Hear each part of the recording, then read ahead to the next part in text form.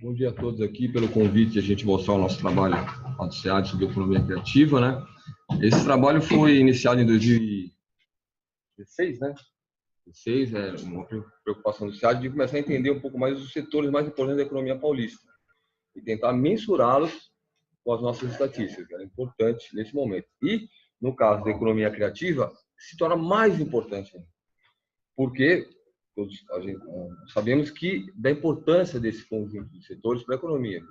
Estudos feitos em outros países e alguns no Brasil mostram, com alguma defasagem não tão atualizados, que esse conjunto de setores e agentes econômicos tem um crescimento muito superior ao PIB. Além disso, eles puxam o PIB. São muito de outros países também, né? São muito importantes, na Inglaterra, na Austrália, né? Então, nós se deparamos com essa questão e veio essa demanda para a gente estudar. Essa é uma característica importante da economia criativa. A segunda é que ela é um elo de ligação direto para o desenvolvimento da indústria da manufatura avançada, 4.0. Estava discutindo aqui um pouco antes. Então, a digitalização, o uso na publicidade, de forma de projetar mercados novos, design. Então, isso está introjetado na indústria 4.0. Né? No Brasil, nós ainda estamos engateando, mas já há avanços. Tem pesquisas que mostram que o grau de digitalização, de utilização de design, de criatividade dentro das indústrias tem avançado. Né? Tanto por exemplo, você pode pensar, mas por que uma metalurgia e usar economia criativa? Por quê?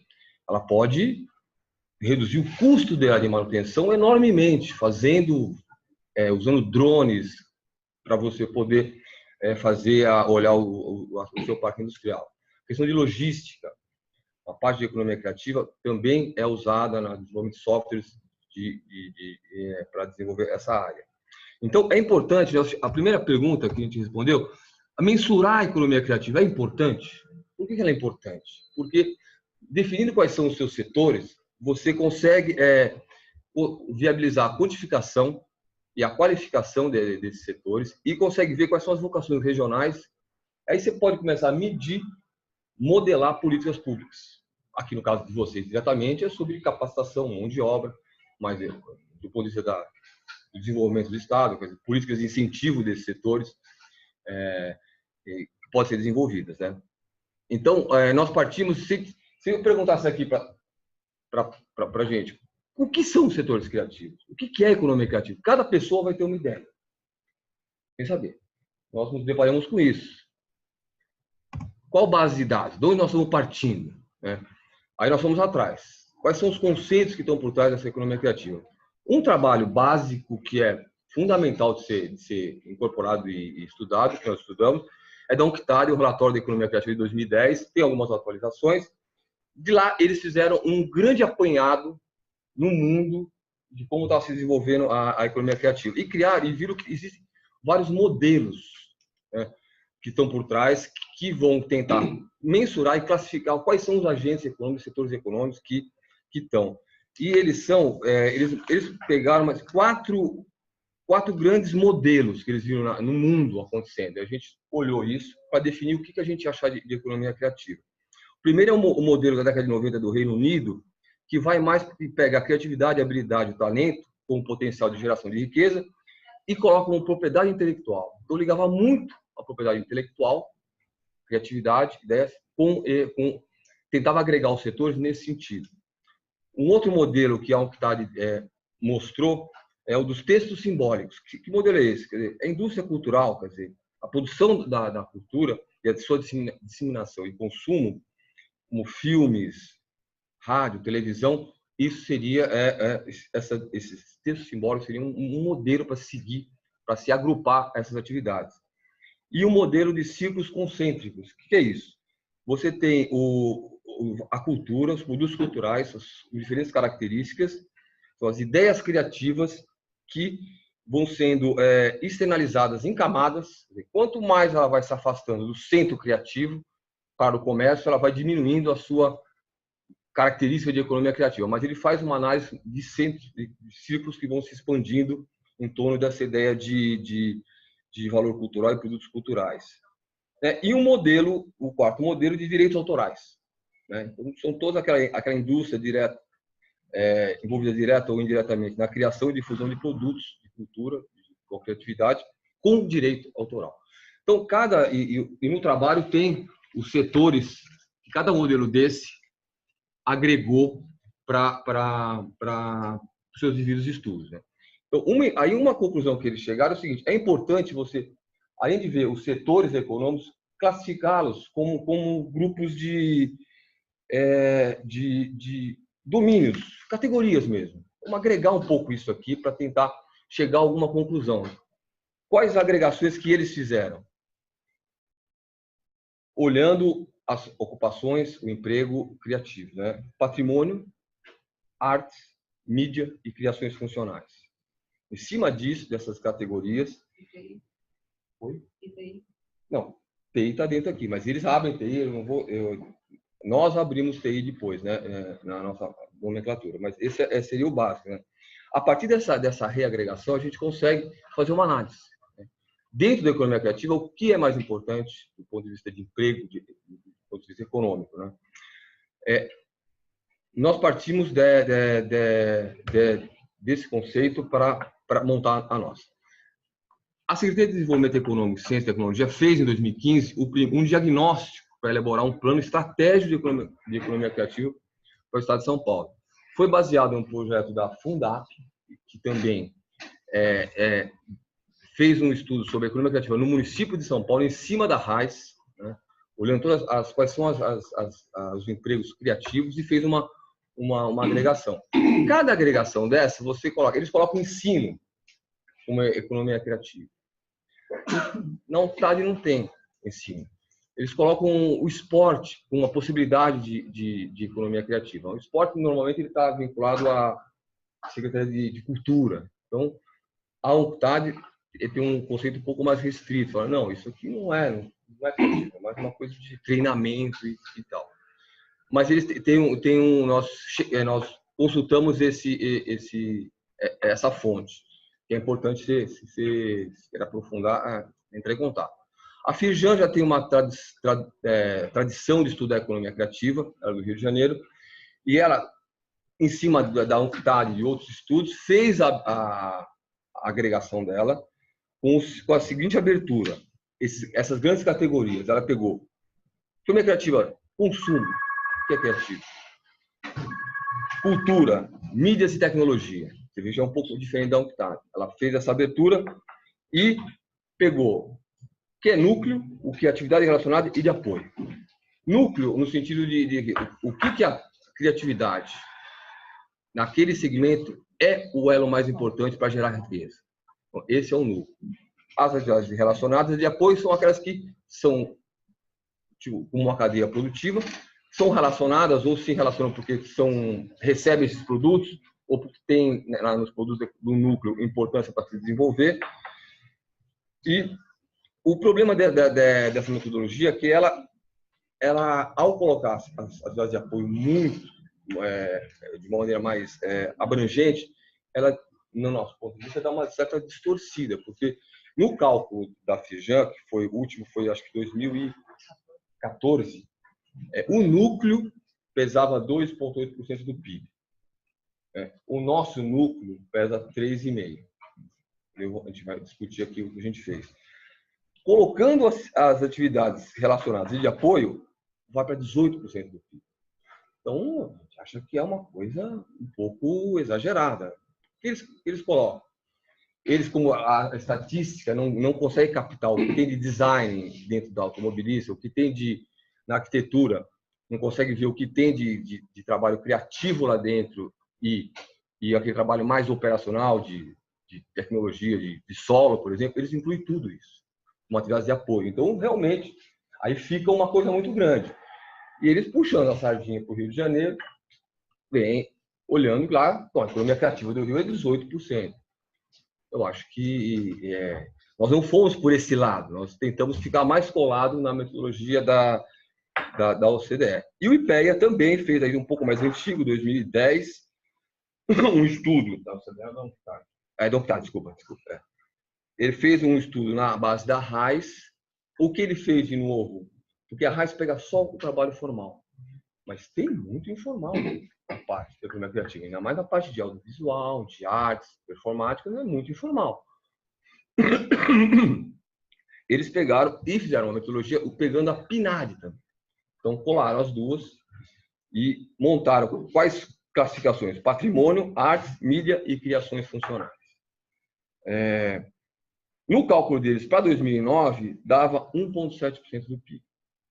Todo esse conjunto. Então, nós partimos daqui para definir o que nós achamos que é mais razoável considerar economia criativa, naquele sentido de ter uma cadeia. O núcleo, sim, onde aquelas atividades são desenvolvidas, elas são dinâmicas e têm o papel que tem por causa da criatividade que está lá dentro. E usamos o conceito da UNCTAD, né? Que é o conceito ampliado da criatividade das atividades com um sólido componente artístico para qualquer atividade econômica que produza produtos simbólicos intensamente dependentes da propriedade intelectual, visando o maior mercado possível. Você vê que é uma definição que é meio abrangente, não fica só na propriedade intelectual, mas depende, né? E a criatividade aqui no sentido de ser um processo de geração de ideias que são interconectadas e transformadas e que essas ideias possam se transformar em valor, valorizadas. Nesse sentido, você faz um conceito que capta uma ideia de inovação um pouco maior do que aquela que a gente tem, que é a ideia mais funcional, que é inovação, tecnologia, aplicado diretamente, né? Ou um conceito de inovação mais leve, que eles chamam mais leve, que inclui parte estética e artística.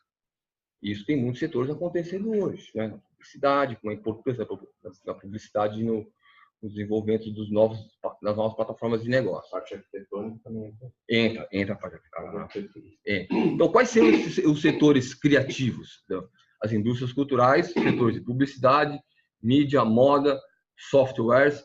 Aqui entra a arquitetura e design e tudo mais. Isso já na nossa metodologia para o Estado de São Paulo. Isso. Usando a base conceitual da UNCTAD. Isso. Então, somos aqui. Indústrias culturais, setores com publicidade, mídia, moda e software. Até aí, a economia criativa, ela é multi. Essa parte de alimento. Alimento, acho que ele tem também algumas dessas modelagens. O que a gente... Como a gente estava discutindo aqui, as estatísticas, né? A gente está partindo de uma estatística que tem uma classificação que era moldada num paradigma tecnológico que era mais fixo. Hoje, todos os processos de digitalização, novos negócios, Airbnb, Uber, elas são captadas pela estatística, mas elas não conseguem ser filtradas. Você não pode dar um filtro lá, o que são isso? Mas a gente sabe que está... Agora, os setores aqui da economia criativa, eles são essencialmente a partir de ideias, criação de ideias que se transformam em negócios, que se transformam em coisas. Por que a gente inclui moda e não inclui automóveis na economia criativa? Tem economia criativa em automóvel? Tem, é embarcado de criatividade, mas é um tipo de criatividade. Enquanto a nova moda, a moda fashion, né, a moda mais rápida, ela é muito mais simbólica, é muito mais rápida na mudança, né? E não que o carro não seja, mas ela é completamente, ela abarca a cultura que está no local, né? Mobiliário também. Não é que não entra, o mobiliário pode... Não, é porque nesse caso, e em alguns outros, entra o design, como na automobilística, na aeronáutica, móveis, o marketing, móveis. Só que a economia criativa, a mensuração dela coloca como desafio que, ao longo dos últimos anos, os serviços foram casando com a indústria de uma forma muito importante. E os meios que a gente tem para medir isso não entendeu? Então, a gente tem uma limitação. Esse é o problema da própria teoria econômica. Ela não avança o suficiente para que a gente... Não, mas só para falar, vocês estão mencionando valor adicional. Então, o que acontece? A atividade de design, ela está em serviços prestados às empresas. Tá? Então, eu não posso contar essa atividade duas vezes. Então, eu tenho que... Quem agrega valor não é o design incorporado na indústria de imóveis, mas ele vem de um outro setor econômico. Nesse caso, ele está discutindo, se eu conseguir separar o design, está lá o valor. E não na indústria de imóveis, onde ela é incorporada. Quando eu pago então, a ideia de valor agregado, eu sou a ideia de valor agregado é uma ideia mais complexa. Eu não posso contar uma atividade duas vezes. Então, quando se mede o PIB, que é o que eles vão mostrar, que é o agrego de valor, o ideal fosse que eu tivesse separadamente, o que eu não tenho, que não é robusto, uma classificação só para design, porque o design ele entra em toda a economia, ele entra em joias, ele entra em imóveis, ele entra em decoração, ele entra em tudo. Não é o mesmo caso da moda? Não, mas a moda que eu estava falando, a transformação é tão grande na moda que essa parte da moda, da fashion, da moda rápida, da coleção, ela está imersa na economia criativa. Coisa que móveis não está. Móveis e... Bijuteria. Não, bijuteria está. A indústria de bijuteria está colocada aqui. O que dentro da classificação para calcular o valor adicionado... Deixa eu falar só uma coisa. Todos esses estudos que eu coloquei aqui usam a raiz, mercado de trabalho.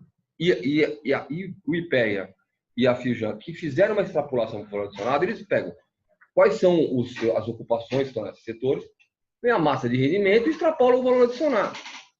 O que o desafio do SEAD foi olhar as bases que o SEAD tem, né, do IBGE, das pesquisas estruturais do IBGE, que é a PIA, Pesquisa Industrial Anual, e a PAS, Pesquisa Anual de Serviços, uma abertura que o SEAD tem, e ver, dentro dessa abertura, como a gente consegue desagregar quanto mais possível para conseguir pegar. E lá tem design, tem arquitetura e design.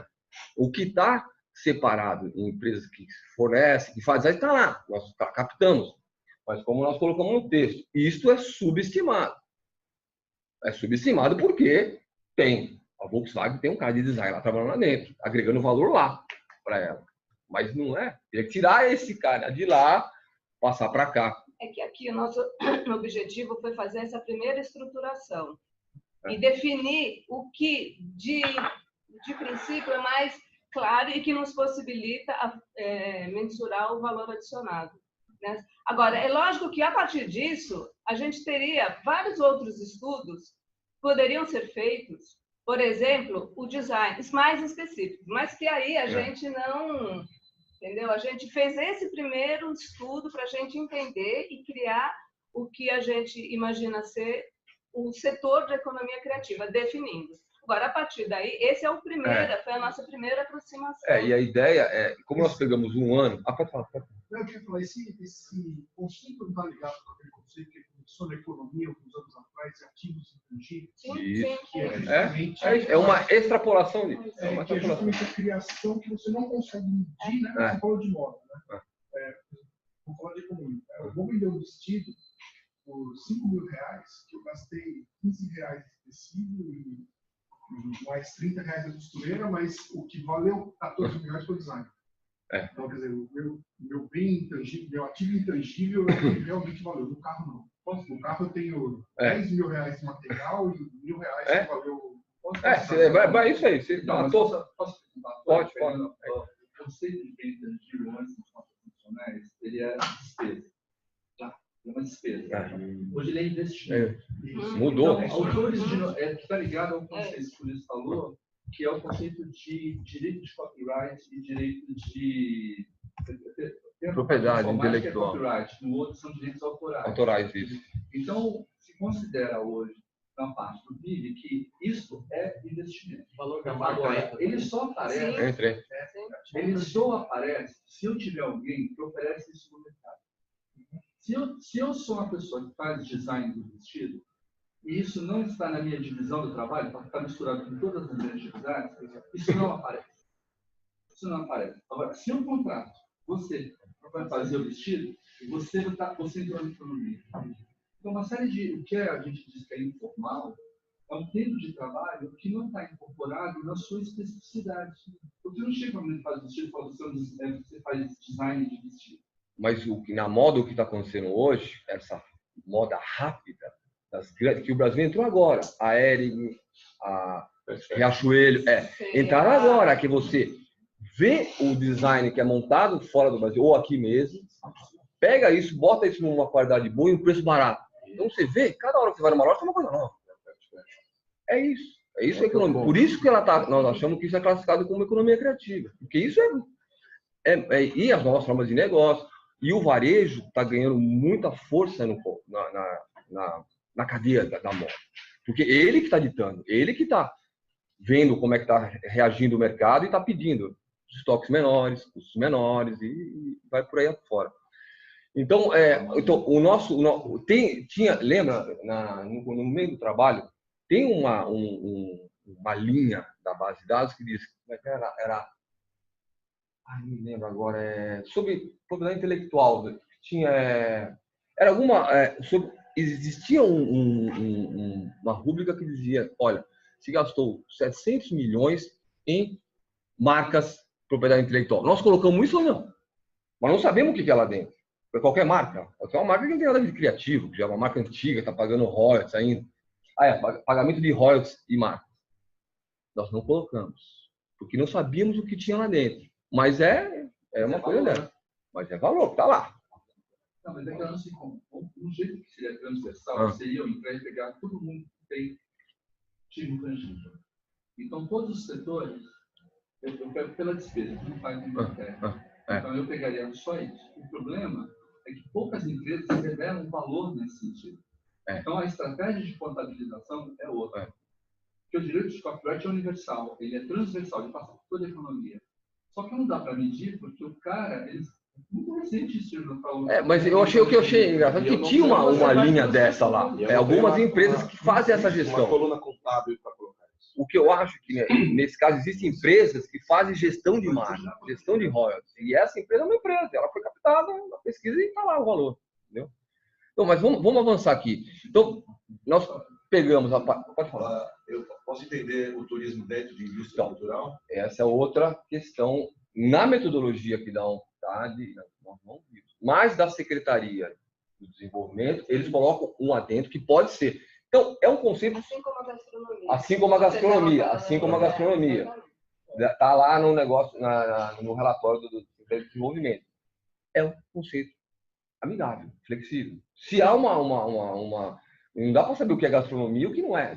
Na estatística, você não consegue captar. Você tem que colocar lá... aí fica um negócio gigante. Você coloca... Aí fica aqui no Rio de Janeiro, fica 20% do PIB. Mas o que é a gastronomia lá dentro? Tem crescido? Tem, mas estruturadas não nos permitem fazer isso. Mas você vai pegar todo alojamento, restaurante, e aí a gente vai pôr isso aqui tudo. Então, daria uma distorção. Vira 18% do PIB, 20%. E aí o Rio de Janeiro faz. É o que o Rio de Janeiro faz. Então, a gente teve esse cuidado para a gente chegar mais próximo do que o conceito. Um outro estudo que a gente está tentando fazer é fazer estudos específicos via RAIS e CBO. Olha, onde estão essas profissões mais criativas? Em que lugares estão? Aí você começa a abrir um pouco mais cada setor. E só para o pessoal ter uma ideia, não sei se mas se eu não me engano, o setor de transportes, automobilístico, é 5, 6% do PIB.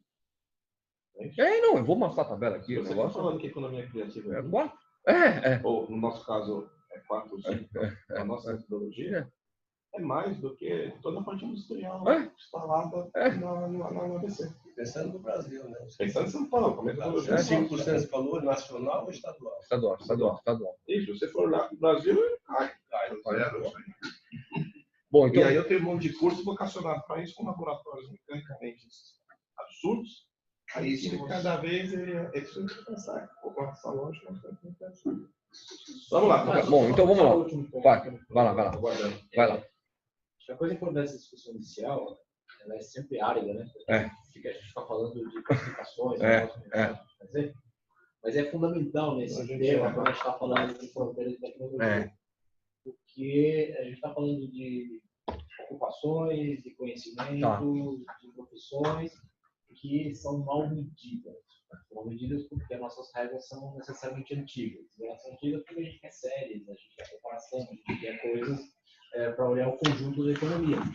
Então, sempre o novo, nesse sentido, ele é difícil. Desafiador. Desafiador. É desafiador. E aqui tem uma decisão metodológica que sempre vai acontecer, que é eu vou cortar por baixo ou vou cortar por cima. Certo? Então, acho que aqui a gente usa, eles usam, muito alinhado com essa ideia que a gente tem que sempre cortar por baixo. A gente olhar o fenômeno com mais pureza. Mas sempre sabendo que ele pode está subestimando o tamanho do negócio. Eu posso setorialmente analisar cada caixa. Exatamente. Então, aí com isso eu pego um movimento, né? E aí no decorrer do tempo eu tenho que ir mudando meu próprio conceito, porque, sei lá, a gastronomia, de repente, numa região da gastronomia é muito importante. Era um importante. cisquinho lá atrás. Hoje, com toda essa gourmetização, começa a ficar muito menos pequenininho, é mais importante. Você vai lá no supermercado, tem lá a divisão vamos dizer assim, do produto para o mercado geral e o produto que custa cada vez mais, que é o produto com valor adicionado. Que varia de 1 a 10 reais. Isso. Então, essa coisa aí, quando isso começa a se certificar e ganhar em tamanho, aí começa a trazer o desafio de como que eu meço isso. Porque daí eu estou começando a deixar muita coisa de fora. Então, a pergunta vai complicar mais ainda. Existe algum setor que não agrega alguma criatividade? Então, essa é uma questão que... Essa é uma questão Não, que... mas é esse a Lídia Goldenstein, que trabalhou muito sobre isso e tem trabalho sobre isso, a última conversa ela falou, está ultrapassado. Ela não mostrou a fonte, né? Não mostrou, só falou. Tudo tem criatividade. Isso é geral. Mas a gente sabe que depende do que você entender sobre criatividade e qual é o impacto da criatividade no setor. Né? Criatividade para produzir aço, você pode, tudo bem, você vai lá e tudo bem, um aço diferente, mas na logística, e como você vai reduzir o custo tirar pessoas em risco, colocar softwares que consigam fazer isso melhor, tudo bem. Você pode, mas... Não trazendo para o nosso campo, né? Existe professor criativo, existe uma aula que é mais criativa que outra? Eu acho que é muito um modo de ver a realidade em mutação. Você tem novas plataformas de negócio que aí não é o maior preço que conta. Conta a qualidade, conta a acessibilidade, conta a interconexão e o conforto, a acessibilidade. Então, a ideia é você premiar a sociedade nisso. Então, tem setores que são mais fáceis de acontecer. São os primeiros que vão. E formas da economia criativa interagir. Agora, o que a gente busca aqui, a economia criativa em si mesmo. O que ela é? Quais são os principais setores e qual é o seu tamanho? É importante saber o tamanho. Analisando aquele corzinho. E a gente fez em 2014. Outro trabalho é pegar uma série histórica. 2007, consegui, a 2016, ver. Olha, é verdade, andou muito, cresceu muito. Então, isso é um vetor dinâmico. Mesmo usando a base pequena. Mesmo usando a base pequena. Usando essa mesma base. Fazer estudos setoriais em algumas profissões que são sabidamente criativas, onde elas estão. Onde é que elas estão alocadas? Cresceu. Né? Então, esses são os próximos projetos que a gente pode fazer. Mas vamos ver o que são essa economia criativa. Então, TI criativo. Na UNCTAD, eles não chamam de criativo. Então, isso ficaria em criações funcionais. Nós destacamos que achamos muito importante, e o tamanho disso é metade da economia criativa. É muito grande. Então, nós chamamos de TI criativo, um nome criativo de nomear, mas é desenvolvimento de software, e portais. Toda coisa de provedor, está aqui dentro. Né? Mídia, edição e impressão e audiovisual, artes visuais plásticas escritas, artes performáticas. Essas aberturas existem nas classificações das pesquisas do IBGE. Em cima delas, nós agregamos algumas coisas para conseguir essa formação. Criações funcionais, a publicidade e propaganda, arquitetura e design, moda, P&D criativo. patrimônio, museus e bibliotecas. O que nós não estamos contemplando aqui? P&D criativo. Né? Você tem P&D lá, mas a gente não sabe que P&D é isso lá, se é... Porque é pesquisa e desenvolvimento mesmo, realizada pelos institutos de pesquisa, pelas empresas de pesquisa, mas isso a gente não tem essas informações, entendeu? Até, por exemplo, a Pintec tem P&D, pesquisa e desenvolvimento, mas não abre para o estado de São Paulo. A gente não tem como mensurar isso. Agora, são setores que fomentam o P&D, institutos de pesquisa. Isso. E aí está, ou seja, não está captando aí o valor que a Volkswagen fez para criar um determinado produto. Ou seja, esse P&D são os setores de atividade. De atividade, isso, então. setor de Institutos de pesquisa de ciências humanas, exatas e biológicas. Na sua conta não entrou. Não. Eu mando para o Instituto de Pesquisa. Não é. Teria que fazer um projeto, um trabalho. Vamos então medir isso? Nem um Eldorado da vida. Estou dizendo que uma fundação, PT não, mas um Instituto Eldorado de Campinas também não. Eu já entrou nesse PD. Não entrou. Não entrou. Ele está aqui só para dizer que gostaríamos, poderia entrar, mas não entrou porque não tem.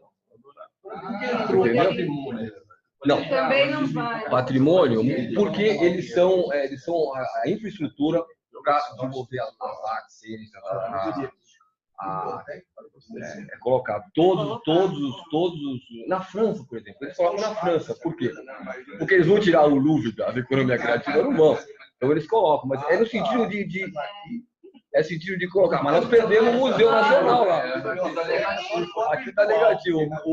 O museu mais antigo foi queimado, né? Então, mas está aqui, mas não está na nossa base de dados. Uma que não tem, não gera valor adicionado ao museu. Patrimônio também não. O patrimônio também não está. Foram esses três que nós não mensuramos. Mas achamos que é importante, se tiver alguma forma chamar atenção para isso. Chamar atenção, porque o museu, a biblioteca, faz parte do elo da cadeia criativa. Está envolvido com o turismo. O turismo, está envolvido com o turismo. Exatamente. Em lugares as medidas são difíceis, né? Então é isso. Agora nós vamos mostrar um detalhamento dessa abertura aqui, só para vocês terem uma noção do que tem mesmo dentro, né? Então, qual é o núcleo do TI Criativo? É desenvolvimento de programas de computador sob encomenda, os customizáveis, não customizáveis e os portais provedores. Então, existe essa abertura e tem lá o valor no ano, qual é o peso de cada um. Capturar. Isso tem o valor. Setores complementares. Esse numerinho na frente é o KNAI? É a KNAI. Então, com esse número aqui, vocês podem pesquisar em qualquer lugar, você acha qualquer informação que tenha estruturado. Setores complementares, consultoria em TI, que é muito importante. Por que complementar? Porque não é núcleo. Porque aqui, quando você está desenvolvendo um programa, você está de uma ideia, de um problema, você está resolvendo. Aqui você está fazendo o quê? Você está usando esses softwares para... Então, consultoria em TI tem que mais diferente do Tem. Então, você está em complementar. E é muito importante e é grande. Suporte técnico, manutenção. Aqui tem aquela questão, será que aquele conserto do computador está aqui dentro? Provavelmente está. Mas ele é pequeno. Ele é pequeno, né? Perto dos outros. Não sei como é que é essa dinâmica desse setor hoje. Talvez em algumas empresas maiores. Você compra um computador da Dell, você paga um ano lá, você tem o seu acesso remoto. Aí arruma um computador onde for, lá no Rio Grande do Sul, aí você vê e depois você vai tentar renovar, os caras te cobram, custa R$500 para você manter isso. Não quero. Vou pegar o meu amigo aqui do lado para fazer, né? Mas isso deve estar mudando também. E tratamento de dados, provedores de serviços de aplicação e serviços de hospedagem na internet. Esse é menor, mas é importante. Quer dizer, ele é uma forma do núcleo se desenvolver e se espraiar para a economia. A nuvem está entrando aí? Está aqui. A nuvem está entrando no 6311? 6311. A nuvem é aqui. Agora, o que acontece? No dado da Fintech, esse item aqui, de um ano para outro, em termos de inovação, de participação na receita, tudo é um dente muito grande. Porque são contratos muito flexíveis que, às vezes, nesse ano, nesse triênio, que a Fintech triênio, essas empresas passaram a fazer parte de grandes empresas de consultoria de TI. Aí o IBGE respondeu, porque nós questionamos, por que desse DDA? Eles podem mudar de KNAI de um ano para outro. Então, na próxima pesquisa, eles podem ter voltado. Quem sabe direito. Ele inflacionou na última pesquisa? Não, diminuiu. Diminuiu Na muito. última pesquisa da Fintech... Quem cresceu? Cresceu, você lembra? Não é nesse trabalho aqui, no outro trabalho. Não, é que foi inovação. Você lembra? Acho que era consultoria, não era? Cresceu. Outro cresceu, não tenho certeza qual, mas outro setor cresceu. Olha lá. Então, núcleo, edição de livros, jornais, revistas, edição integrada. E os complementares é a impressão. Então, tem uma parte que é fabril aqui, que é a impressão dos livros, e aqui é a edição. Nesse setor, o que vem ganhando notoriedade e a tendência no mundo para a venda online de livro é o núcleo. Quer dizer, é onde está a criação. Você vai editar, que tipo de edição, capa, qual fonte, como vender. Isso agrega valor no livro e no produto. E o setor complementar é que você é a impressão. Se você não imprime, ou você vende online, você tem. Mas é a economia criativa. Audiovisual. Aí tem produção cinematográfica, pós-produção cinematográfica, gravação de som, atividade de rádio, televisão, fabricação de instrumentos musicais. Pegamos aqui da Pia, que é pequeno no Brasil. Tem 2 empresas, se tiver, acho que é muito. Genini, acho. E colocamos aqui, é pequenininho, mas colocamos. O que a gente conseguiu verificar? Que tinha abertura na indústria e era, que nós colocamos. O que são os setores complementares? A distribuição, né? Exibição, se tem o cinema, tem a produção, mas não tem o cinema, então vai complementar. Programadores de atividade relacionada à televisão por assinatura. Isto vem ganhando operadores de TV a cabo e satélite. Aluguel de fitas está aqui, mas é anedótico, não existe mais. Mas ainda tem a estatística, uma coisinha lá pequenininha. Mas isso já foi a novidade no mundo, né? Hoje não é mais. Mas o que se destaca aqui é a TV a cabo. Vem ganhando, agrega mais valor, bem mais valor do que a TV aberta. Agrega mais valor. Por quê? Porque teve uma lei de incentivo, eu até escrevi aqui, não vou lembrar de cabeça, mas teve a lei, como é que era? Não, tem uma lei que incentivou, que obrigou as TVs a produzir 3 horas de produção nacional. Então elas foram atrás. Então contrataram as operadoras para fazer os filmes, as séries nacionais. E elas são pagas, né? Então agrega mais valor, né? Então o destaque nesse setor é esse. As novelas estão na TV aberta, sim. Mas vem esse debate, lembra quando surgiu a TV a cabo, que teve esse debate? Vai acabar a TV aberta? No Brasil vai demorar um pouco. Com a introdução da Netflix e todas essas coisas, o impacto é muito grande. E você vê, tem a Globo, e o que mais tem? O resto, desculpa, mas já... Netflix entra aqui ou entra nos portais na tabela anterior? Eu acho que a Netflix não está classificada, não existe. Ela está aí, mas ela não está, ela existe de streaming. Ela é uma tecnologia de classificação. Eles não sabem nem como cobrar imposto no negócio. Não, mas isso é verdade. É disruptivo, mas eu acho que está na parte a primeira lá. Eu acho que é mais TI lá de streaming. Ela entra também, não vai escapar desse setor de economia criativa. Talvez não na hora que forem começar a pagar imposto, eles têm que cadastrar em algum lugar. Normalmente tem outros aí. Talvez um outro. Que é o porta. Esse negócio é muito recente. Por exemplo, o Uber, hoje você paga imposto no Uber, né? Paga lá, R$1, você vem lá. Onde é que na classificação lá da Secretaria da Fazenda entra? Isso é o outros? Não, é que se for empresa, se é a 99, uma empresa de serviço, então ela vai pagar ISS. Se é o cara que transporta, ela participa, vai pagar ICMS. A Uber é só uma empresa de intermediação. Na verdade, ela faz uma coisa que é muito comum, mas de um nível de sofisticação altíssimo. Agrega muito valor. Paga imposto de renda. Isso paga. Imposto de renda ainda é uma outra. Paga imposto de renda a pessoa. Paga. Categoria não tem. Mas o Uber deveria estar aí também. O Uber também deveria estar aqui. Ele está aí. E não em serviço de transporte. Ele é uma plataforma. Então, estava falando com o modo. Todas as atividades de intermediação que migraram para a rede, elas não se confundem normalmente com a atividade FII. Elas são uma plataforma. Book também tem que estar aí. Agora, então aqui foi um setor muito incentivado por essa lei e está correndo risco, né? O pessoal está desesperado aí. Nova gestão no Brasil, se vier cortar, porque teve incentivo, tem um fundo nacional de audiovisual. Né? O pessoal está um pouco grosso. Porque quando o Collor veio e deu aquele corte, ficaram anos sem trabalho. Né? Agora, mas o pessoal está tentando se defender aí, de que vier alguma coisa muito pesada, esse setor deve sofrer.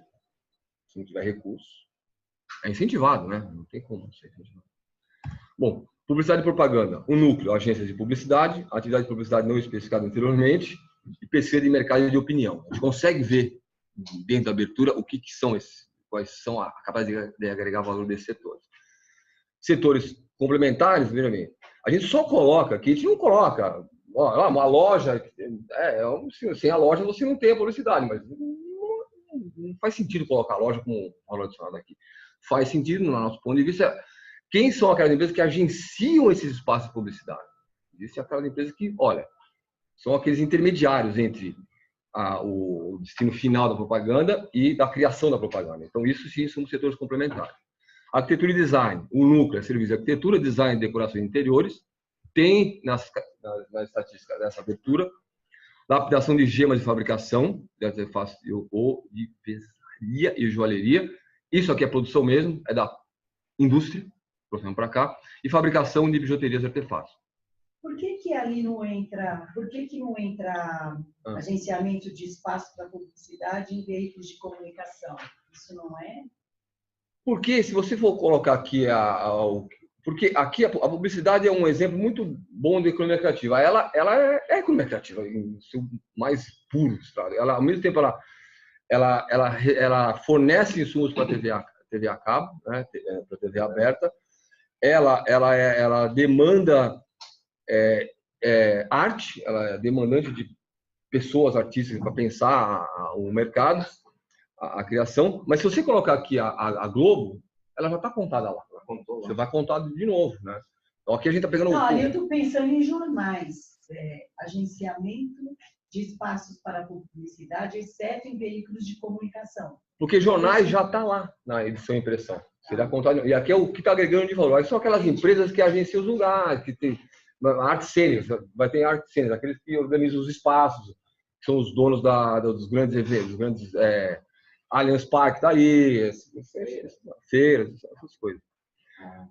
Design aqui, tomando aquele cuidado de dizer que aqui é aquele design que está aberto, não é aquele design que está distribuído por todos os setores. Isso é uma questão que tem que ser levada em conta. Moda. Eu já conversamos muito sobre a moda aqui. Então, o núcleo, no fundo, é a fabricação de vários tipos de roupas íntimas, calçado de couro, tênis, material sintético, toda a parte de fabricação. Veja bem, vai me dizer, tudo isso é criativo? Não. Mas a tendência mundial e a tendência no Brasil é que vai se tornar cada vez mais criativo. Cada vez mais local. Você tem a fast fashion, você tem a tradicional, que é a indústria de vestuário tradicional. Que repete, que copia. Que tá aí. Mas o que está dando a dinâmica, o que está mais que gerando mais valor agregado, são essas coleções. E que o Brasil entrou. Você pega a Ering, Riachuelo, outra, C&A. Elas estão assim. O padrão delas é o padrão da Zara. É esse padrão. Moda rápida, encomendada. Quer dizer, esse pessoal que está fazendo ainda naquele modelo antigo, eu acho, precisa pesquisar melhor, mas pelo que eu tenho lido, já está entrando como mão de obra para fazer essas outras coisas. Então, quanto mais se capacitar, melhor vai ser. E tem coisa top de linha que aí você vai customizar. Você vai ter uma roupa, você vai passar um scanner em você, vai mandar para a fábrica, vai produzir para você. O tecido inteligente, que é aquele tecido que respira. Novos materiais. Então, por isso que a gente coloca a moda e não coloca o automóvel. O automóvel, tudo bem, pode fazer mais, o melhor, carro elétrico. É super criativo. Quantos anos já estamos falando de carro elétrico e vai e vem, vai e vem.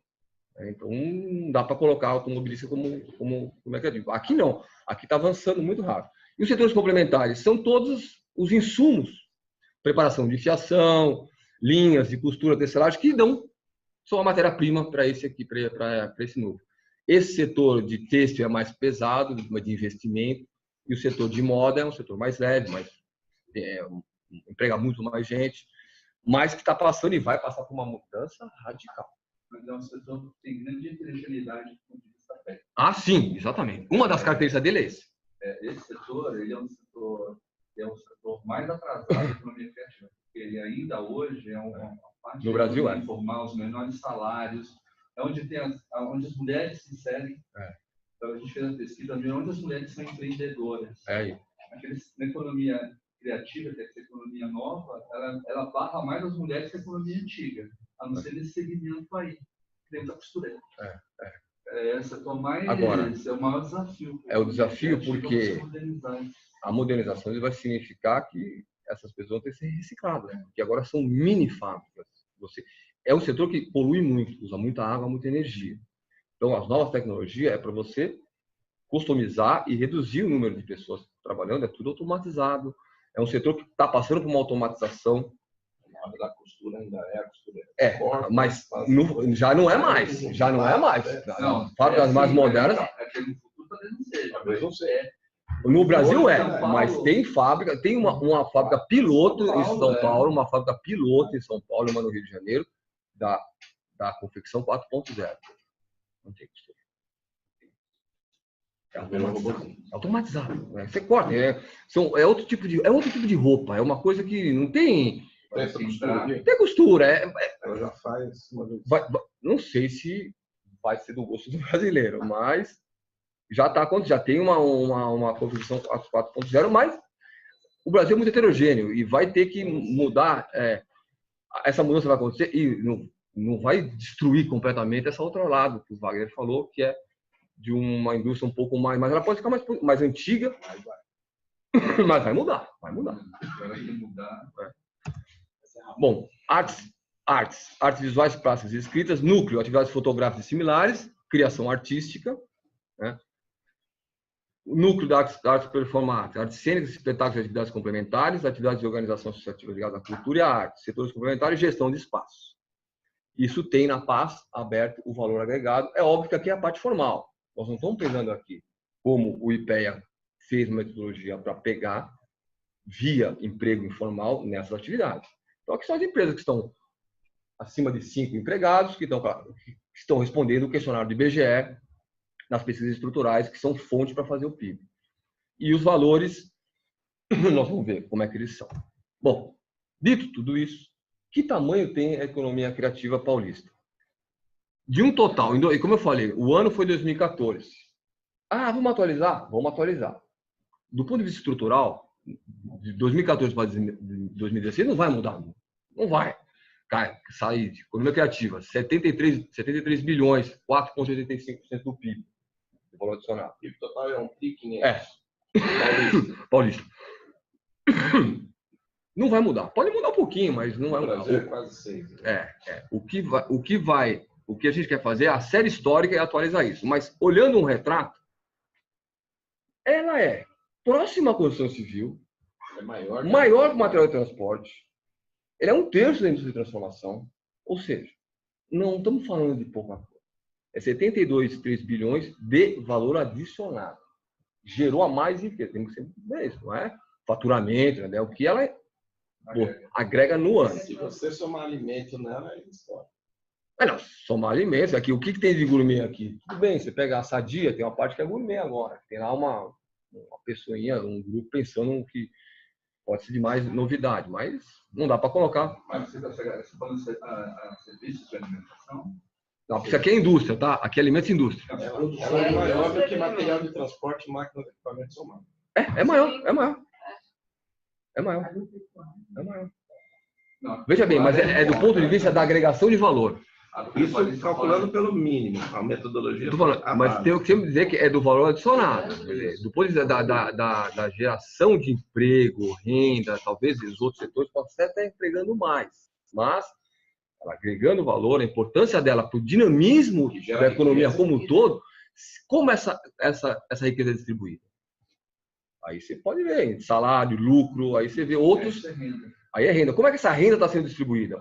Ela pode estar sendo mais bem distribuída do que os outros setores. Construção civil, com certeza. Ela perde para a logística, um pouquinho para a construção civil, a gente está falando que ela está subdimensionada, e para a indústria de transformação. Equipamento, indústria de transformação. Vamos ver, máquinas é diferente. Bimac não é categoria. Então, essa foi a nossa... Não foi bem surpresa, a gente achou que ia ser uma coisa entre 5% mesmo. Falar, não pode dar muito mais do que isso, mas na hora que você vai comparar com a economia, o setor você vê que é muito importante. Tem mais alguma coisa para falar? Não. Quer comentar alguma coisa, Agora, Wagner? agropecuária, todo o setor agro paulista é só aquilo ali. Ninguém sabe, a gente pergunta se 20. Não, é porque não agrega muito Agora, valor.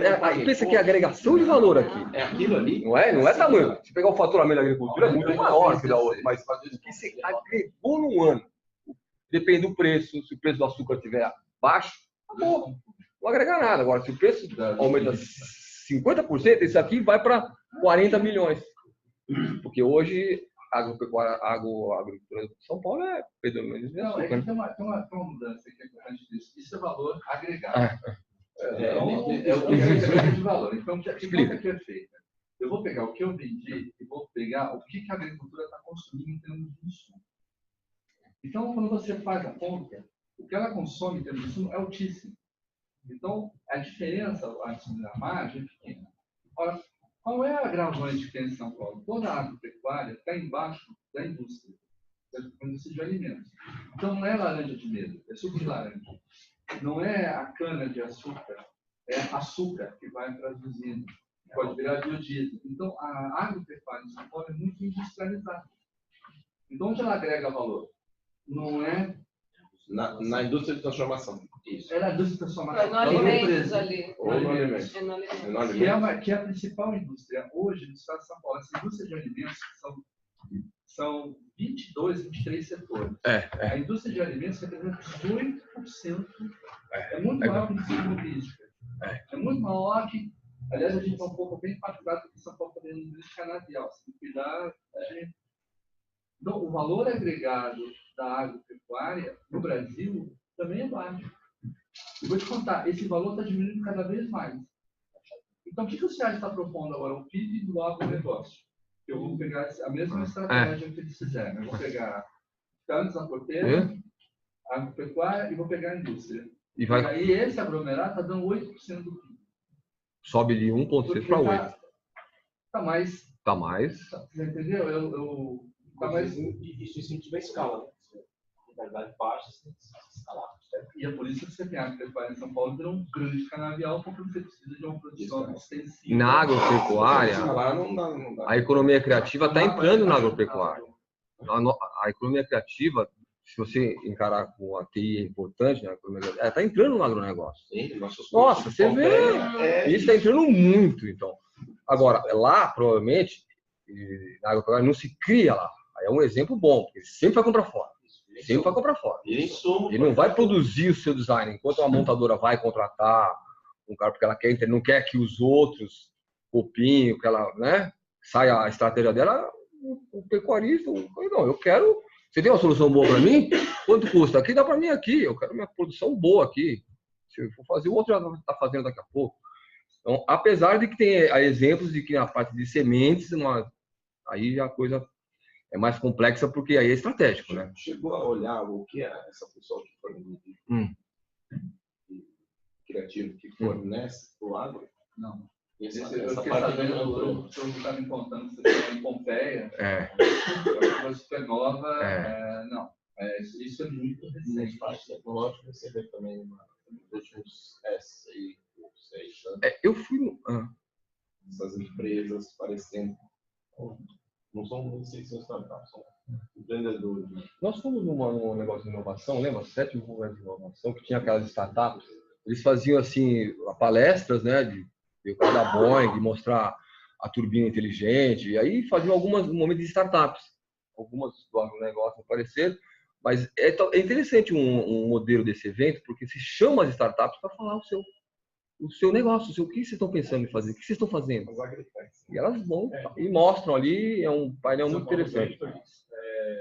Das 18 empresas que estão sendo aportadas no curso de São Paulo Venture, 12 são arquitetos.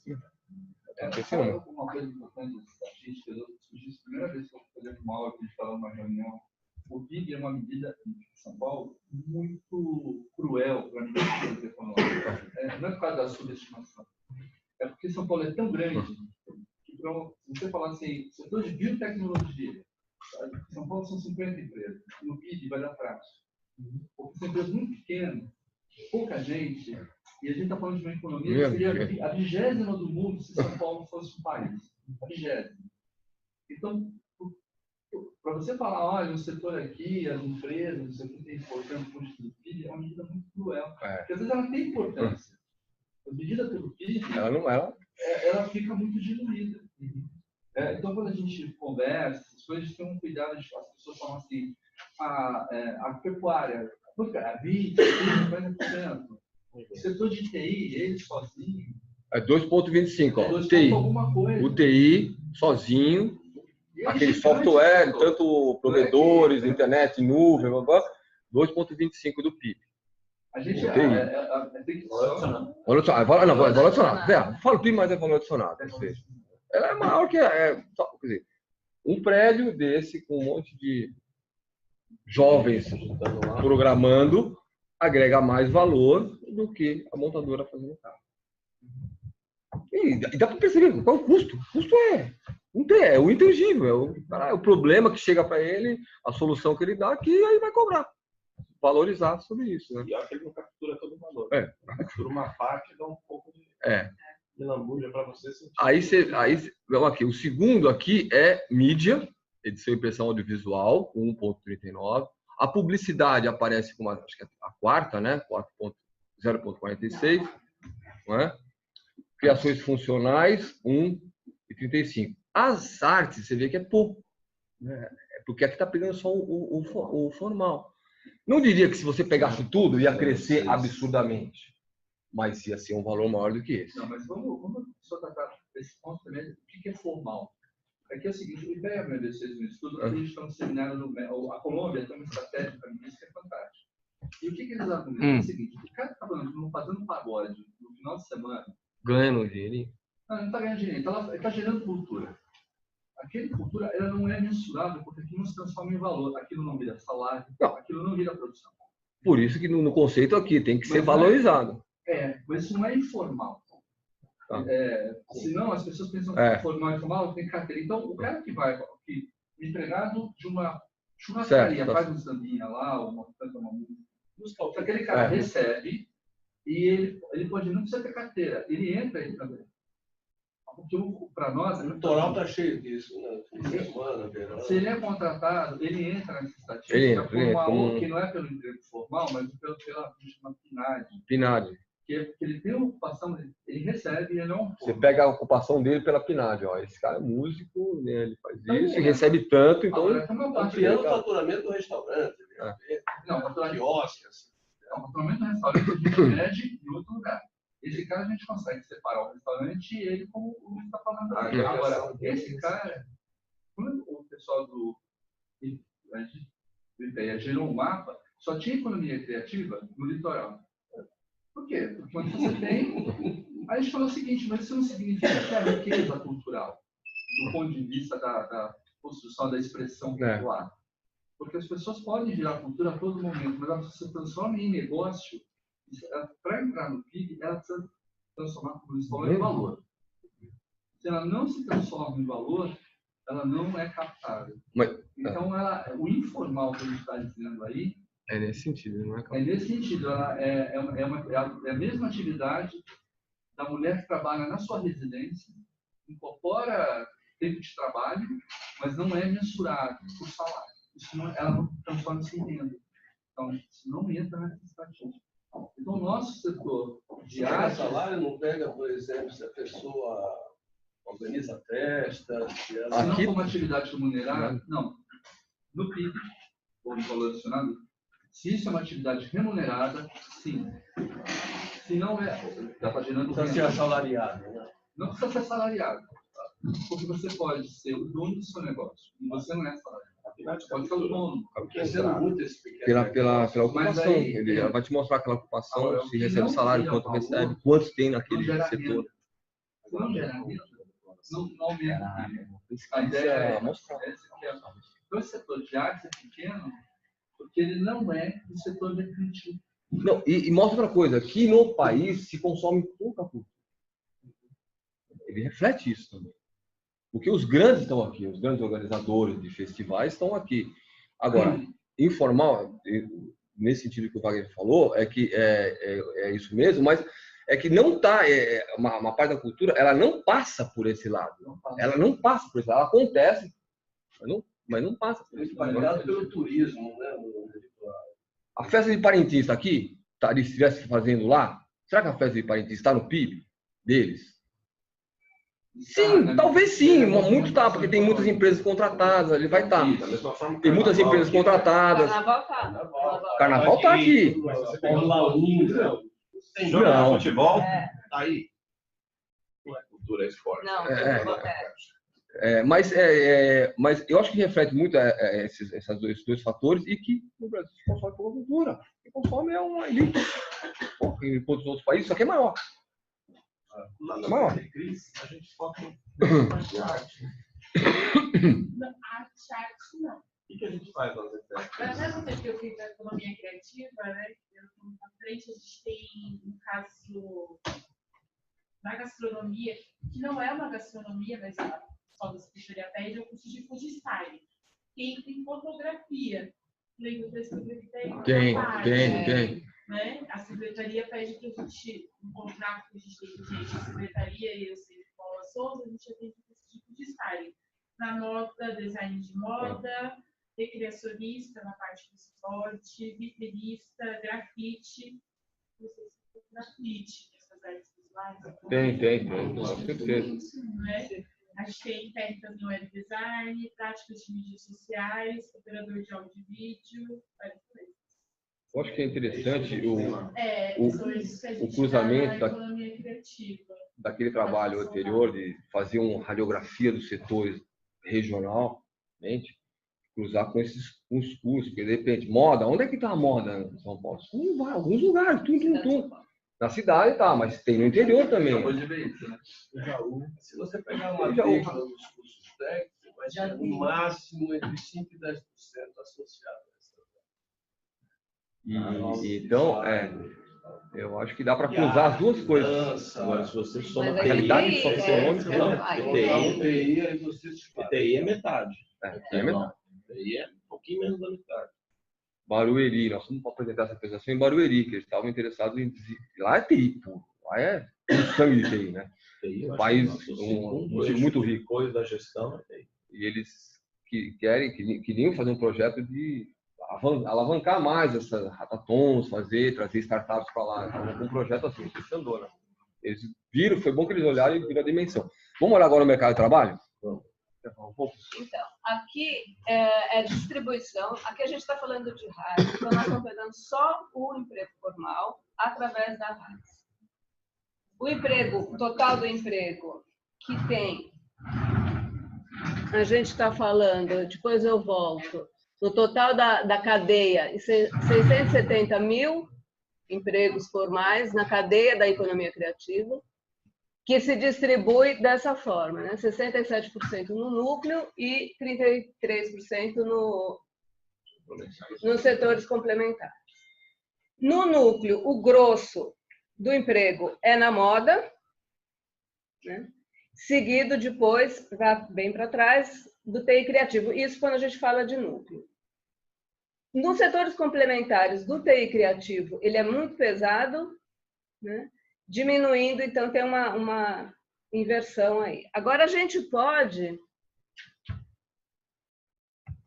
detalhar aqui, porque a economia criativa ela é tida como geradora de melhores empregos com melhores rendimentos, melhores salários. a gente observa que o que acontece na economia criativa em São Paulo? A moda, ela faz com que caia o rendimento, ela derruba o rendimento. Então, o rendimento médio do núcleo no estado de São Paulo, na setor criativo, ele é próximo ao rendimento médio do estado de São Paulo. Tá vendo? 2.700, 2.700. Se a gente tira a moda, esse valor vai para 3.800. Aqui, né? Total aqui. Ah, Tá? Entendi. mandando na minha. Rendimento médio do Estado de São Paulo, 2.715. Essa é a média do empregado paulista. Do setor criativo.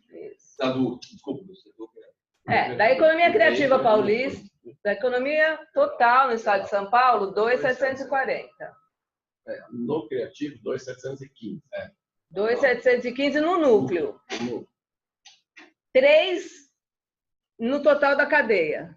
Tá vendo ali? 3.589. Ah, não, 3.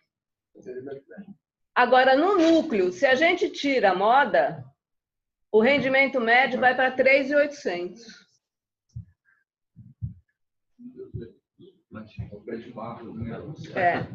E olha o que gera, olha o que tem de emprego, 210 mil só no...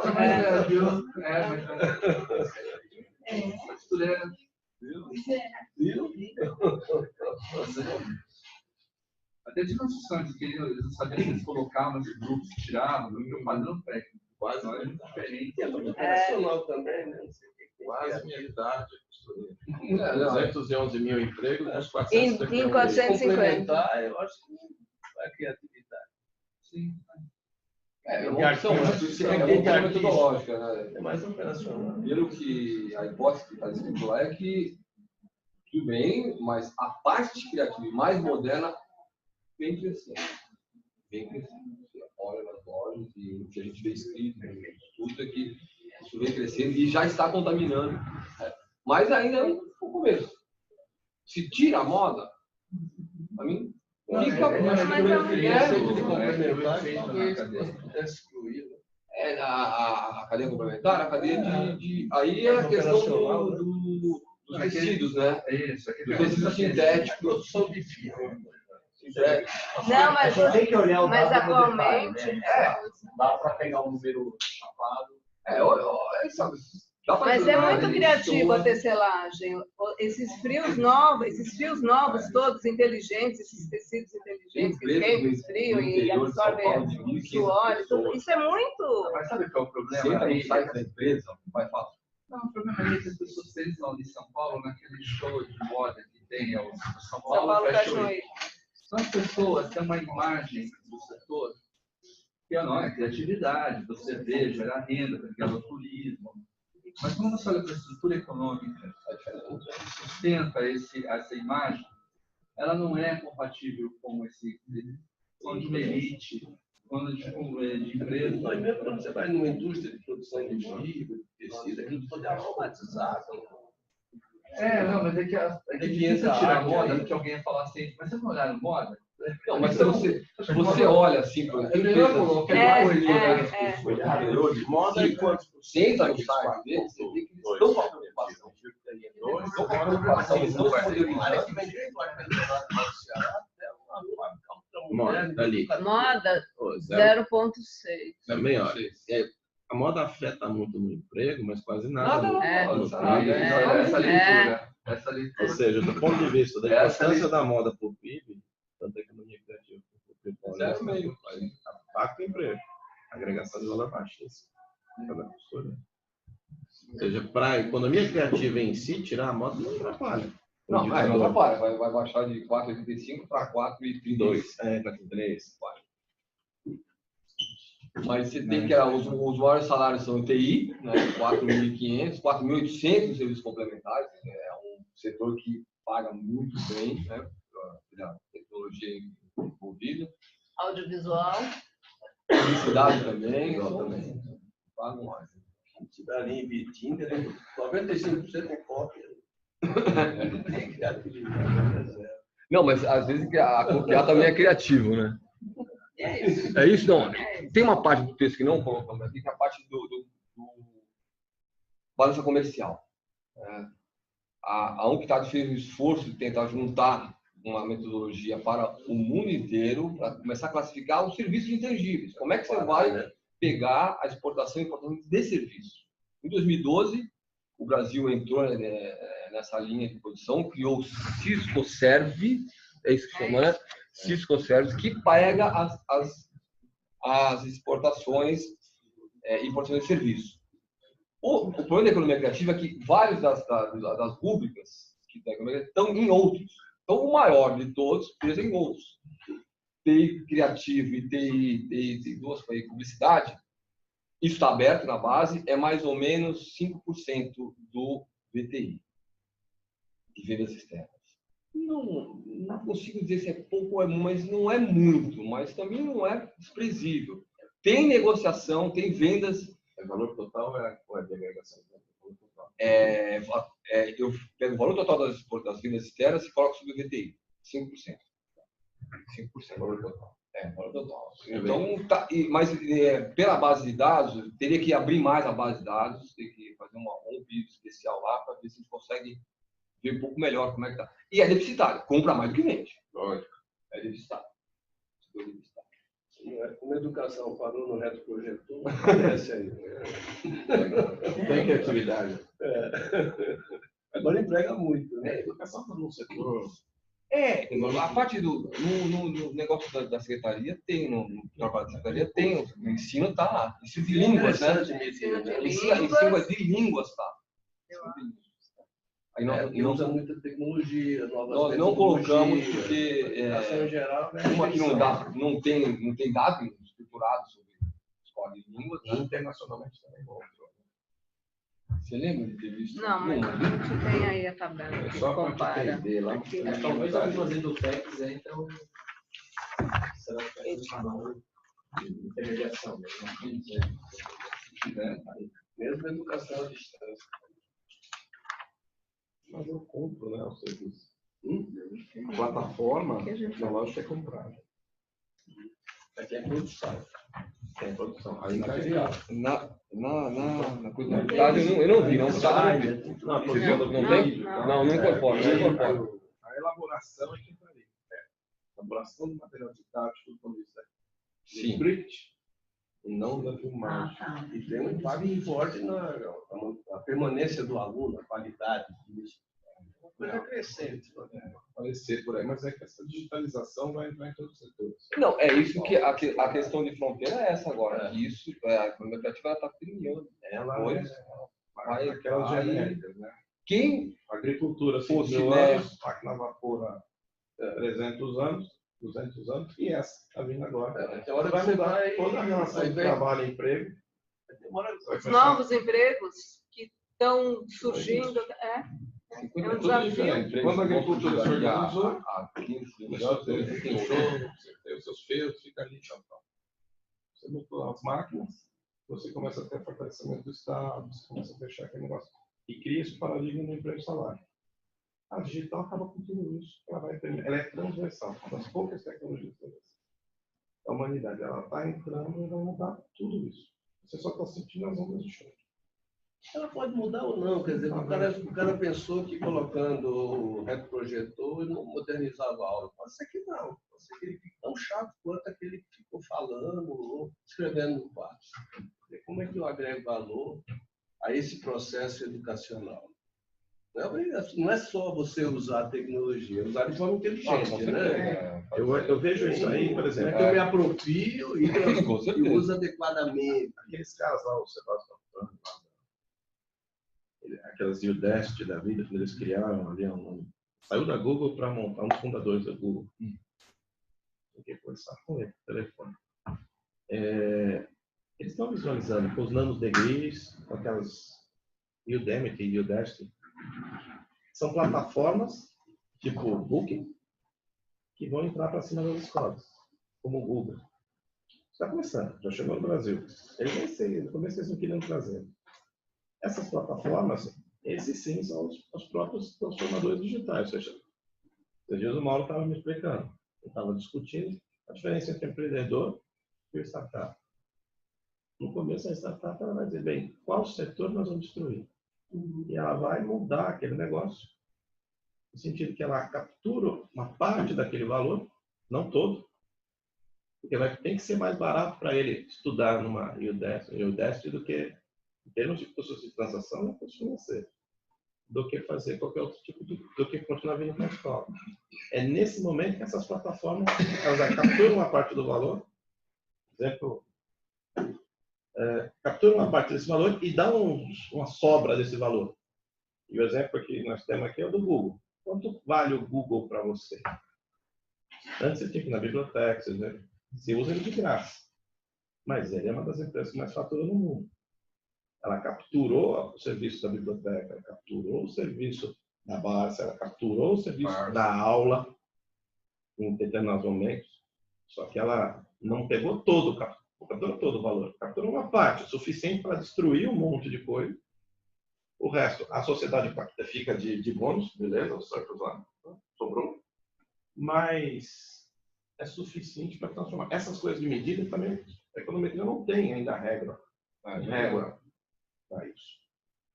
E isso está vindo para todos os setores. Por isso que a transformação digital vai acontecer na fábrica também. Quando você está fabricando camisa, do jeito que ele falou aí, você falou sem costureira, eu vou comprar pelo celular, ou pela alguma plataforma. Eu não vou precisar daquele modelo tradicional. Da mesma forma que eu estou imprimindo casa já há alguns anos. Eu não vou precisar de pedreiro. Eu não vou precisar de engenheiro. Essa é a grande transformação que vem para frente. Não sei quanto tempo demora. Mas eu acho também que... Por isso que esse criativo vai arrebentar, porque ele vai capturar fatias de valor de todos os outros setores da economia tradicional. Mas ele vai permitir que os setores tradicionais, educação, por exemplo, essas plataformas, consiga emergir de dentro das instituições os empreendedores. Porque a gente tem uma noção de empreendedor que ele foi demitido, foi criar um negócio, às vezes o empreendedor está dentro da instituição. E essa digitalização, essas plataformas que a tendência, eu acho, são para flexibilizar o acesso, para permitir que a criatividade emerja, pode ser que surja aqui dentro. Você customiza, faz uma coisa dentro de uma plataforma que é meio genérica, para o seu caso. Então, para mim, se a distância no Nordeste ou numa região distante, não vai ser o mesmo protocolo que você vai usar aqui na região dos Jardins. É outro protocolo. E essas ferramentas, elas permitirão isso. Essa flexibilidade, que o empreendedor vem de dentro. Pessoas que buscam a curiosidade, que buscam aprender sempre, e existe em todo lugar disso. Agora, eu acho que a criatividade é humana, né? Quer dizer, isso é o que vai sobrar. Mas é o que eu estou te dizendo. Uma coisa é a produção, outra coisa é a transformação dos processos. Qual vai ser o business da GM em 2030? Essa semana nós tivemos com o ex, veio aqui o Cláudio, o ex-chefão da inteligência da GM, que cuidava das plantas em Indaiatuba e em São Caetano, e o atual antropólogo, colega nosso, o engenheiro responsável pela pesquisa e desenvolvimento. O business da GM vai ser o quê? Carro elétrico que você não compra. Então ela vai ter uma Uber. Então todo o core de engenharia global da GM está trabalhando nesse cenário. Como nós estamos prevendo, nós não vamos comprar casa. O filho do meu filho não comprará casa. Ele vai ter alguma coisa nesse sentido, ou seja, tudo vai transformar. O meu filho não vai comprar carro. Provavelmente ele vai cair num outro canal. Ou seja, a GM está se estruturando para ter um negócio, uma plataforma. Obviamente, ela vai ter bichos montando o carro, mas com tecnologia onde ela vai fazer de forma mais rápida, mais barata, menos gente. O negócio não vai ser vender carro. O negócio vai ser agregar essa inteligência, que é humana. Vai ficar muito mais barato eu andar de Mercedes, ou eu vou escolher quanto eu vou pagar hoje. Hoje eu quero ir naquele lugar, eu vou de Mercedes. Amanhã, não, para trabalhar mesmo, eu vou de Fiat.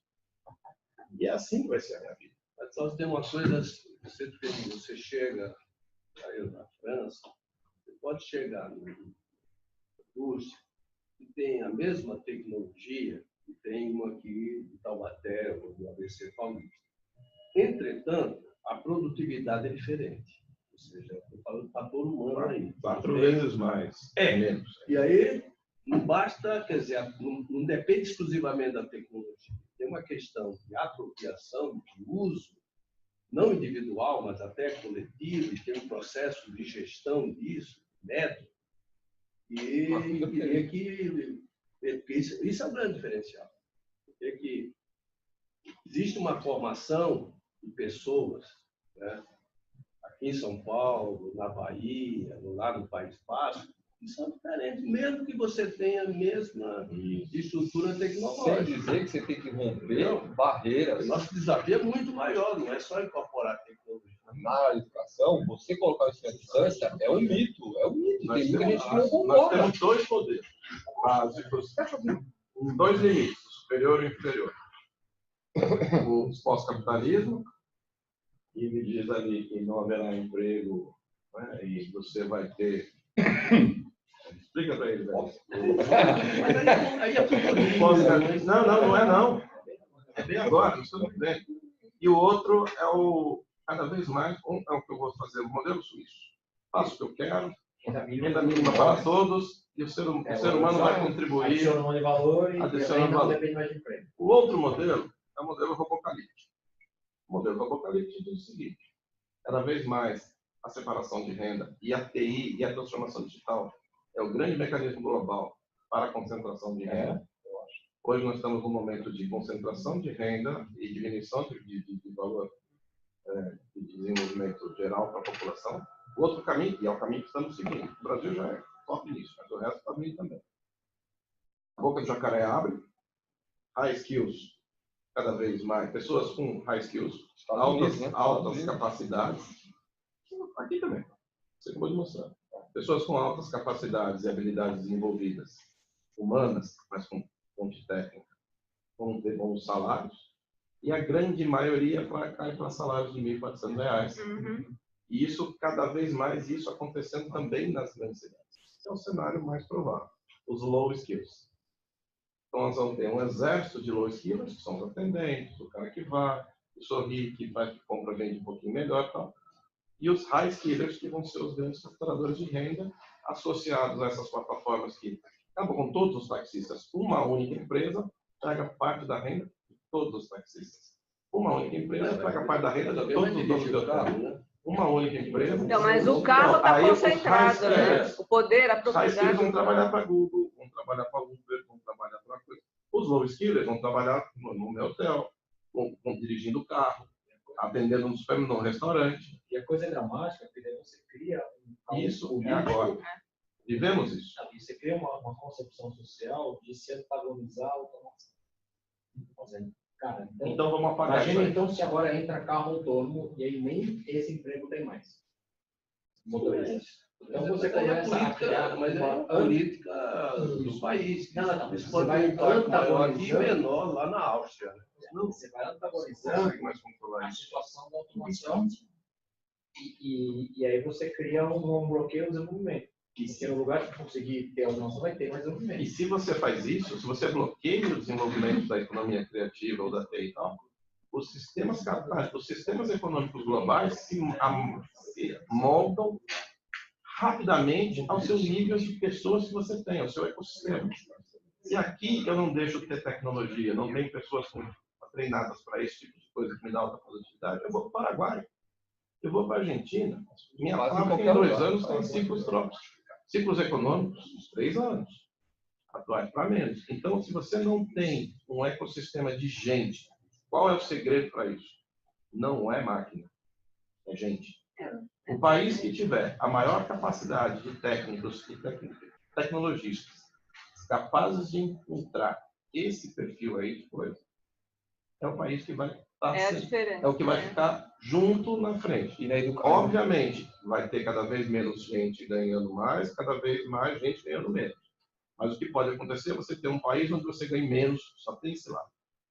Aí nós vamos para um processo de africanização, do ponto de vista continental, do resto do globo. Alguns países vão estar se apropriando desses surplus, outros países vão se apropriando desses surplus, E depende, por isso que eu falei de novo, depende do Paula Souza, por exemplo, em São Paulo, porque ninguém mais vai ter esse troço. Fazer esse desafio da educação é por isso que fundamental. Quem mexe com tecnologia, quem mexe com gente, é o único ponto de saída, porque o problema é gente. Mas aí você tem que mudar o processo de formação desse trabalhador. Não pode ser mais aquele que fica assistindo aula. 3 anos.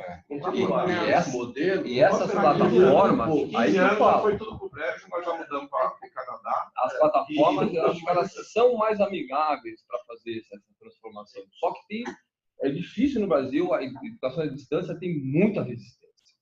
Porque ela é feita de uma forma, sabe, não dá para você pegar uma aula que seja dispositiva e passar para a educação à distância e ponto. Não criar as pequenas certificações, tem que ter uma coisa criativa, no sentido de vamos usar essas plataformas para interagir com o cotidiano do trabalhador, o que ele pode. Aí que é o empreendedor, aí que é. O perfil que tem que ser formado. 3 meses eu dou um certificado para eles e eles possam mudar de emprego. O perfil que você forma, que você tem que formar, é de um outro profissional. O profissional é outro. É um profissional que é capaz de ter uma dinâmica própria de aprendizado. Por exemplo, inteligência artificial. Inteligência artificial que é o... Todo mundo fala. O que é? Inteligência artificial já tem há muitos anos atrás. O que ela é hoje? Existe eu entendo a inteligência artificial. Lá no SEAD, várias palestras muito interessantes para vocês irem sobre inovação e inteligência artificial. O que é esse? Não existe uma pessoa. Tem pelo menos 3 pessoas. Tem que entender de computação, programação, muito boa. Tem que entender de estatística e matemática. Agora, fundamental. Ele tem que ser. E ele tem que ter o quê? Ele tem que ser aquele articulador do conhecimento. Ele tem que ter a sensibilidade de pegar o problema. Raramente vai ter essas 3 características numa pessoa só. Então, essas que eles chamam de cientistas de dados, são equipes. Então, você tem o que é? Você pode transformar você pode ter inteligência artificial, mas para as outras profissões, cada vez mais vai ter que ser interagindo com outros sistemas de criação, na moda, em todos os setores. Qual indicador a gente pode acompanhar para saber o quanto nós... Se a gente começar a acompanhar indicadores de economia criativa ao longo do planeta, a gente vai começar a sentir o tic-tac do relógio. O tic-tac do relógio, ou seja, o quanto esse setor crescer, é o quanto esse período de tempo que nós temos para ir nos ajustando. Tem coisas aí conforme a metodologia ainda é meio esquisita, por isso é importante a base metodológica. O que nós temos que ler hoje, qual indicador temos? Só esse. Nosso relógio, essa bombinha é feita para esse indicador. Conforme esse indicador vai crescendo, vai capturando mais parte da resto da economia, menos o nosso tempo de transformar o perfil do profissional de São Paulo. Mas é você se apropriar daquilo que já está sendo feito com sucesso. Na França, entendeu? Lá na Suíça. Pegar os exemplos. E assim por diante. Não ficar filosofando. Por exemplo, na moda. Uma coisa bem concreta. Está sendo feito no Rio e em São Paulo uma indústria de construção 4.0. Falar da indústria aqui. Tem gente pensando, tem projetos. O que tem? Quais são os profissionais que estão lá dentro? Mesma aula, o mesmo currículo, casamento estruturado. De repente, uma coisa simples. Então é moda. Vamos pegar moda? Então, o que está acontecendo na moda mais moderna? É isso. Qual é o perfil do novo profissional daqui a 5 anos no estado de São Paulo? Tem que ir nesse projeto da indústria 4.0, tem que olhar e estudar. É esse, mudou. Aí, tendo esse material que não é difícil, é uma questão de decisão e de empenho de uma equipe empreendedora para ir lá e falar. Revisa mesmo, falar, pegar a informação qualitativa. A moda está caminhando. Vai demorar quanto? Ninguém sabe. Pode demorar 10 anos, mas está acontecendo. Se você chegar para uma grande indústria do interior de 1.800 pessoas de texto e falar, olha, chegar para eles, nós temos essa visão do setor, ele está mudando, como é que você está? Aí vai ouvir. Tem que ter uma política. Não, tem que ter uma política. Aí fala, olha, vocês precisam de... Porque não vai conseguir definir. Se o setor, Para as instituições, a Senai tem que mudar a grande empresa se resolve. Porque a grande empresa, na hora que ela vê o problema, ela fala, pô, se ela não tiver uma ela importa. Ela vai fora, ela chama o cara de fora, tem dinheiro. E se eu estou me preparando para isso e vejo isso, eu me exporto. Exatamente. Dá uma olhada como é que estava Portugal há 10 anos, como é que está hoje, vai lá. E eles fizeram a experiência. Eles já estão em Ele mudou na educação. Eu acho que tem muita coisa para fazer, mas a gente pode ajudar vocês aí. Novas gerações, assim, foi bastante legal, né? Deu pra gente aprender bastante. Dá pra... Bom, tem vontade de continuar com esse agradecer. Muito obrigada. Agora vocês estão da casa aqui. Deixa eu falar uma coisa. O pessoal me escreveu, pedindo desculpa, né? Não botar hoje aqui conosco. Tá. Para dar a resposta, Desde ontem, mas não também tem no mesmo tempo. A importância do tema e o interesse dela. A gente pode fazer de novo. Cara. A gente distribuiu um texto. Mas algum material, Esse texto foi o quê? Ele foi feito produto, né? Daí a direção da época indicou para a gente tentar publicar no jornal internacional e demorou um ano, aí foi publicado no... Como é que chama o jornal? Não me lembro agora. É um jornal ali. Está lá no CEPAM agora. Isso. E está publicado em inglês. E aí nós vamos publicar agora uma versão dessa num conjunto Mas eles de receberam a versão em português. Receberam a versão em português. ainda não está publicado. O que a gente vai fazer? Vocês vão ler. O que vamos fazer? Publicar um resumo desse texto, de ciência e tecnologia, economia criativa, inovação, petróleo e gás e moda. Eu estou fazendo um texto sobre moda. Vocês vão poder receber. Sim. E então vai ser publicado esse conjunto de textos, aí vocês vão receber, né? Tem esses 4 textos. Inovação, em cima da Fintech, esse da economia criativa, petróleo e gás e o de moda. Valeu, vai fazer uma sabatina. Vai, nos mande a programação dele. É muito bacana, é muito bacana. Obrigado.